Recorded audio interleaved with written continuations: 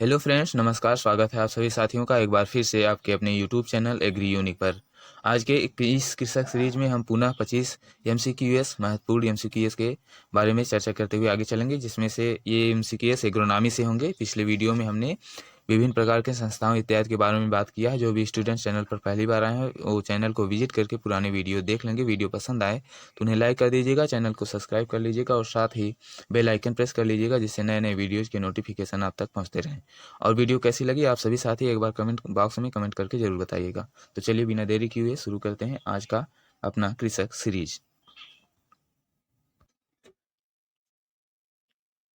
आज के कृषक सीरीज का पहला क्वेश्चन है, सस्य विज्ञान का जनक किसे कहा जाता है? सस्य विज्ञान का जनक किसे कहा जाता है? ऑप्शन है ए जैथ्रोटुल, यहाँ पर जैथ्रोटुल होना चाहिए, जैथ्रोटुल। B पिट्रो D Krishna ji, C D condole और डी निकोलस। तो सस्य विज्ञान के जनक के रूप में किसे जाना जाता है? तो पिट्रो डी कृष्ण जी को जाना जाता है। ऑप्शन नंबर बी आपका राइट आंसर हो जाएगा।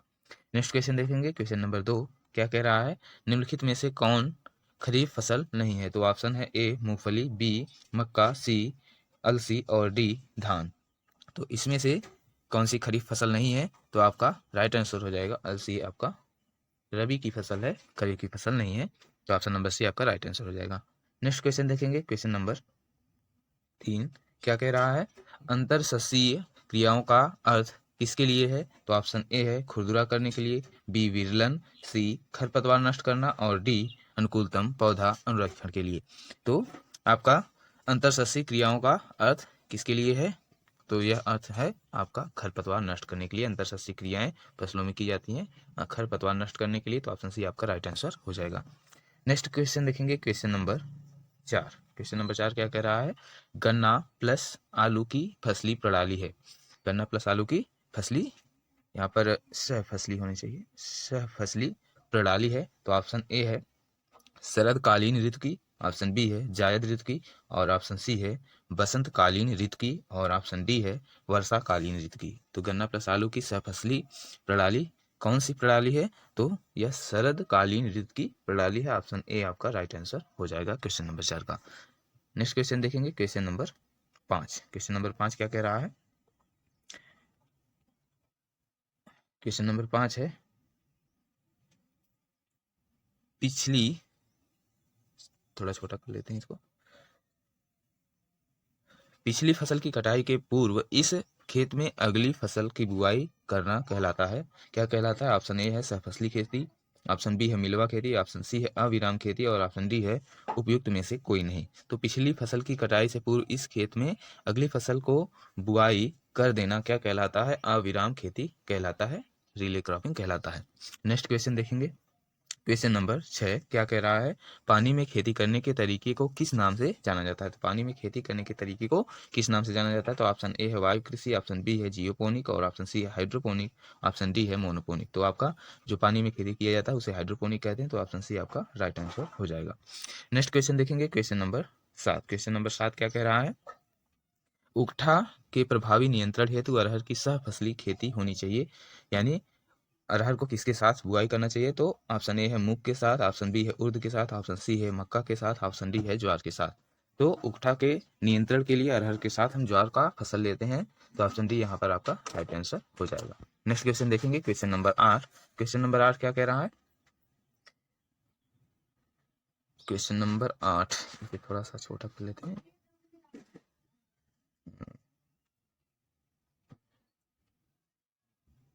ये आपका क्वेश्चन नंबर 8, वह फसलीय प्रणाली जिसमें खेतिहर फसलें चारागाही फसलों के साथ उसी खेत में वैकल्पिक रूप में उगाई जाती हैं क्या कहलाती हैं? ऑप्शन ए है वनवर्धन, ऑप्शन बी है कृषि वानिकी, ऑप्शन सी है वृक्ष संवर्धन और ऑप्शन डी है ले खेती। तो वह फसली प्रणाली जिसमें खेतिहर फसलों के साथ साथ चारागाही फसलें भी उगाई जाती हैं तो उसे हम कौन सी खेती कहते हैं? उसे ले फार्मिंग कहते हैं, ले खेती कहते हैं। ऑप्शन डी आपका यहाँ पर राइट आंसर हो जाएगा। नेक्स्ट क्वेश्चन देखेंगे। Question number 9। क्वेश्चन नंबर 9 क्या कह रहा है, फसल चक्र के लिए प्रभावी कारक है, क्या कारक है? ऑप्शन ए है मृदा, ऑप्शन बी है जलवायु, ऑप्शन सी है सिंचाई का प्रबंध और ऑप्शन डी है उपरोक्त में से कोई नहीं। तो फसल चक्र के लिए प्रभावी कारक कौन सा है? तो इसमें सभी कारक जो है महत्वपूर्ण है, तो ऑप्शन डी आपका राइट आंसर हो जाएगा उपरोक्त सभी। नेक्स्ट क्वेश्चन देखेंगे, क्वेश्चन नंबर 10 क्या कह रहा है। क्वेश्चन नंबर 10 कह रहा है अनुबंधित कृषि के बीच समझौता है। ऑप्शन है ए उत्पादक और प्रायोजक कंपनियों का, बी उत्पादन और बिचौलियों का, और सी बिचौलिए और कंपनियों का, ऑप्शन डी ए सभी। तो अनुबंधित कृषि किसके किसके बीच की समझौता है, तो अनुबंधित कृषि आपका उत्पादक और प्रायोजक कंपनियों के बीच की समझौता है, तो ऑप्शन ए यहाँ पर आपका राइट आंसर हो जाएगा। नेक्स्ट क्वेश्चन देखेंगे, क्वेश्चन नंबर 11। क्वेश्चन नंबर 11 क्या कह रहा है, फसल की किस अवस्था पर प्रकाश, नमी व पोषक तत्वों के लिए प्रतिस्पर्धा नहीं होती है। किस अवस्था पर प्रकाश, नमी, यहाँ पर कौन है, प्रकाश, नमी व पोषक तत्वों के लिए प्रतिस्पर्धा नहीं होती है, तो ऑप्शन ए है गांठ बनने की अवस्था पर, ऑप्शन बी है पौध अवस्था पर, ऑप्शन सी है दाना बनने की अवस्था पर, ऑप्शन डी है परिपक्वता के पूर्व की अवस्था पर। तो यहाँ पर आपका ऑप्शन बी पौध अवस्था पर राइट आंसर हो जाएगा। नेक्स्ट क्वेश्चन देखेंगे, क्वेश्चन नंबर 12 क्या कह रहा है, दालों को फसली प्रणाली में प्राथमिकता दी जाती है क्योंकि वे, ऑप्शन है ए प्रोटीन से बहुतायत हैं, बी लघु आवधिक फसलें होती हैं, ऑप्शन सी सूखा प्रतिरोधी फसलें होती हैं, यहाँ फसलें लिखा गया है, यहाँ पर सब फसलें होती हैं, ऑप्शन डी है उर्वरता पुनर्भंडारक फसलें होती हैं। तो दालों को फसली प्रणाली में प्राथमिकता इसलिए दिया जाता है क्योंकि वे क्या होती हैं, उर्वरता पुनर्भंडारक फसलें होती हैं, तो ऑप्शन डी यहाँ पर आपका राइट आंसर हो जाता है। नेक्स्ट क्वेश्चन देखेंगे, क्वेश्चन नंबर 13। क्वेश्चन नंबर 13 क्या है, कई वर्षों तक एक ही खेत में एक ही फसल बार बार उगाना क्या कहलाता है, तो ऑप्शन ए है एकल फसली कृषि, ऑप्शन बी है एकमात्र फसली कृषि, ऑप्शन सी है बहु फसली कृषि, और ऑप्शन डी है शुद्ध फसली कृषि। कई वर्षों तक एक ही खेत में एक ही फसल बार बार उगाना क्या कहलाता है, जैसे धान, कोई फसल जो है पश्चिम बंगाल में उगाई जाती है, तो धान धान धान उसके खरीफ और रबी और जायद तीनों ही ऋतुओं में उगाई जाती है, तो उसे हम क्या कहते हैं, तो उसे हम कह देते हैं कि एक फसली जो है कृषि, एक फसली कृषि कहते हैं, यानी एक फसल पूरे वर्ष भर उगाया गया है, तो आपका यहाँ पर राइट आंसर हो जाएगा ऑप्शन ए। नेक्स्ट क्वेश्चन देखेंगे, क्वेश्चन नंबर 14। क्वेश्चन नंबर 14 क्या कह रहा है, सर्वाधिक धारणीय कृषि प्रणाली है कौन सी है, तो ऑप्शन ए है LEIA, ऑप्शन बी है LEISA, और ऑप्शन सी है HEIA, और ऑप्शन डी है इनमें से कोई नहीं। तो सर्वाधिक धारणीय कृषि प्रणाली जो है वह लिसा है, LEISA। तो आपका यहाँ पर right answer option number B हो जाएगा। नेक्स्ट क्वेश्चन देखेंगे, क्वेश्चन नंबर 15। क्वेश्चन नंबर 15 क्या कह रहा है, पादप प्रतिस्पर्धा का वर्ग किस में प्रत्येक प्रजाति का उत्पादन उम्मीद से अधिक है, तो ऑप्शन ए है परस्पर प्रतिरोध, बी परस्पर सहयोग, सी क्षतिपूर्ति, ऑप्शन डी यह सभी। तो पादप प्रतिस्पर्धा का वर्ग जिसमें प्रत्येक प्रजाति का उत्पादन उम्मीद से अधिक होता है, तो यह परस्पर सहयोग वाली फसलों में अधिक होता है, तो ऑप्शन बी यहाँ पर राइट आंसर हो जाएगा। नेक्स्ट क्वेश्चन देखेंगे, क्वेश्चन नंबर 16 क्या कह रहा है, क्वेश्चन नंबर 16 कह रहा है कि भारत में सबसे अधिक क्षेत्रफल किस फसल प्रणाली का है, तो ऑप्शन है ए मक्का और गेहूं का, ऑप्शन बी धान और गेहूं का, ऑप्शन सी धान धान धान का, और ऑप्शन डी धान और तिलहन का। तो भारत में सबसे अधिक क्षेत्रफल किस फसल प्रणाली का है, तो आपका इसमें राइट आंसर हो जाएगा धान और गेहूं का, धान और गेहूं का, ऑप्शन बी यहाँ पर राइट आंसर आपका हो जाएगा। नेक्स्ट क्वेश्चन देखेंगे, क्वेश्चन नंबर 17। क्वेश्चन नंबर 17 क्या कह रहा है, विचरण खेती या शिफ्टिंग कल्टीवेशन का पर्यायवाची क्या है, तो ऑप्शन ए है झूमिंग खेती, ऑप्शन बी है पैरा खेती, ऑप्शन सी है जैविक खेती, और ऑप्शन डी है बरानी खेती। यानी विचरण खेती को और किस नाम से जाना जाता है, तो झूमिंग खेती के नाम से जाना जाता है, तो ऑप्शन ए यहाँ पर आपका राइट आंसर हो जाएगा। नेक्स्ट क्वेश्चन देखेंगे, क्वेश्चन नंबर 18। क्वेश्चन नंबर 18 क्या कह रहा है, धान के बाद गेहूं और गेहूं के बाद मूंग फसल चक्र की फसल चक्र सघनता क्या है, तो ऑप्शन ए है 100%, ऑप्शन बी है 150%, ऑप्शन सी है 200%, और ऑप्शन डी है 300%। तो धान गेहूं मूंग फसल चक्र की फसल सघनता कितनी है, तो 300% है, आपका यहाँ पर 300%, ऑप्शन डी राइट आंसर हो जाएगा।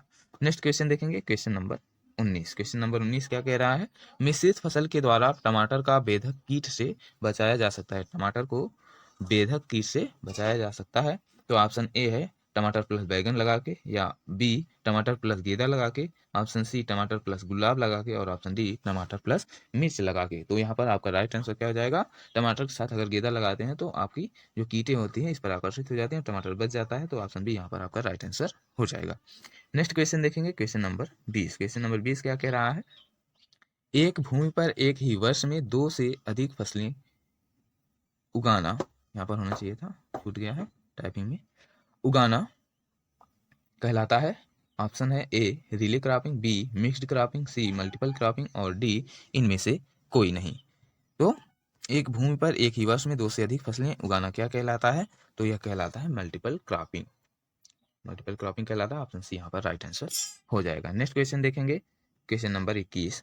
LEESA किससे संबंधित है, तो यानी लिसा, जो अभी ऊपर क्वेश्चन किया गया, लिसा किससे संबंधित है, LEISA लिसा किससे संबंधित है। तो ऑप्शन है ए मॉडर्न कृषि से, बी ऑर्गेनिक फार्मिंग से, सी एग्रो फार्मिंग से, और डी इनलैंड फिश फार्मिंग से, इनलैंड फिश फार्मिंग से। तो ऑप्शन यहाँ पर क्या कह रहा है कि लिसा किससे संबंधित है, तो एग्रो फार्मिंग से संबंधित है। ऑप्शन सी यहाँ पर आपका राइट आंसर हो जाएगा, एग्रो फार्मिंग से लिसा संबंधित है। नेक्स्ट क्वेश्चन देखेंगे, क्वेश्चन नंबर 22। क्वेश्चन नंबर 22 क्या कह रहा है, तो वर्तमान में भारत की सर्वाधिक यांत्रिक खेती की फसल कौन सी है। तो ऑप्शन ए है गन्ना, बी धान, सी मक्का, और डी गेहूं। तो इसका प्रश्न पूछने का अर्थ है कि सबसे ज़्यादा यंत्रों का प्रयोग किस फसल में किया जाता है, तो वह किया जाता है आपके गेहूं में किया जाता है। तो ऑप्शन डी यहाँ पर राइट आंसर हो जाता है। नेक्स्ट क्वेश्चन देखेंगे, क्वेश्चन नंबर 23। क्वेश्चन नंबर 23 क्या कह रहा है, वर्तमान में भारत में फसल सघनता है तो कितनी है, ए 300%, बी 200%, सी 250%, और डी 140%। तो वर्तमान में भारत में फसल सघनता कितनी है, तो आपका 140% है, 142% होता है। तो यहाँ पर आपका right answer option number D हो जाएगा। नेक्स्ट क्वेश्चन देखेंगे, क्वेश्चन नंबर 24 क्या कह रहा है, खड़ी फसल के कटाई से पूर्व इस खेत में दूसरी फसल की बुआई को क्या कहते हैं। तो ऑप्शन ए है मिश्रित खेती, बी ओवरलैपिंग क्रॉपिंग, सी मध्यवर्ती खेती, और डी शुष्क खेती। तो इसमें आपका राइट आंसर क्या हो जाएगा, फिर से वही आपका ओवरलैपिंग क्रॉपिंग राइट आंसर यहाँ पर हो जाएगा, option number B. Next question और लास्ट क्वेश्चन देखेंगे आज की सीरीज का।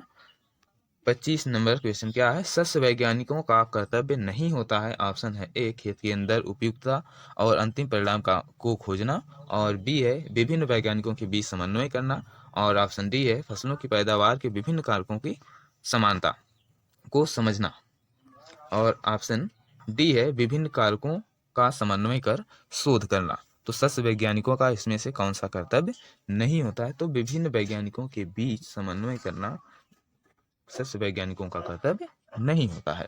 तो यहाँ पर आपका 25 नंबर क्वेश्चन का बी आंसर राइट हो जाएगा। और पूरा वीडियो देखने के लिए आप सभी साथियों का धन्यवाद। मिलते हैं नेक्स्ट वीडियो में, तब तक के लिए आप सभी साथियों का धन्यवाद।